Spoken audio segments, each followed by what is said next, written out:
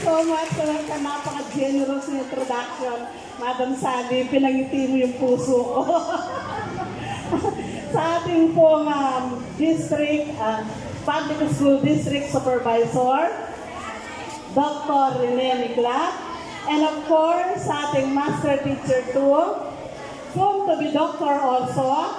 So, tatawagin ko na siyang Dr. Agnes G. Prado. Malapit na po siyang mag-graduate, no? So, ilang buwan na lang ang binibilang natin, no? And of course, sa ating district coordinator and school focal person ng BSP, Sir Jeremy Perez, si Ma'am Anya Bad sa GSP, at lahat po ng ating mga teachers, no? Magandang umaga sa inyo.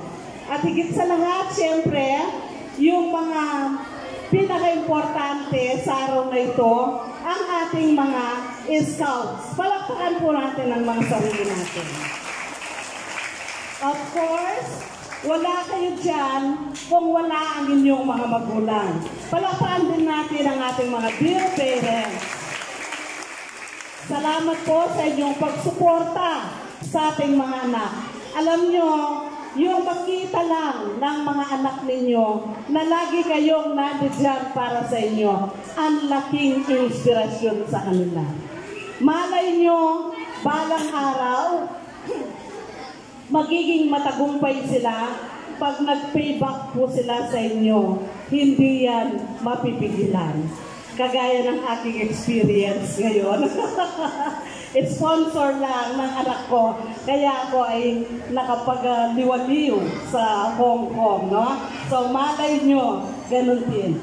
So we are building memories. No? Makakabitin po ninyo yan kapag kayo ay mga anak ninyo lumaki na din. No? So, we are building memories, mga anak. No? Kaya, samantalahin ninyo na meron kayong mga pagkakataon na ganito na sinusuportahan ng inyong mga magulang. Dahil ang experiences na makukuha ninyo sa scouting ay kaiba sa mga lagi nating activities ginagawa araw-araw. Iba yung mga challenges, mahirap, subalit nag-iiwan ng tatak sa ating mga puso. Yan lang ang gusto kong matandaan ninyo.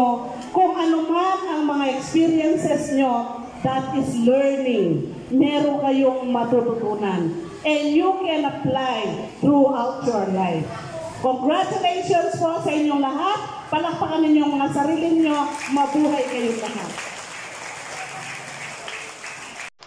Maraming pong salamat, Madam Nancy, sa napakagandang mensahe. Ngayon naman,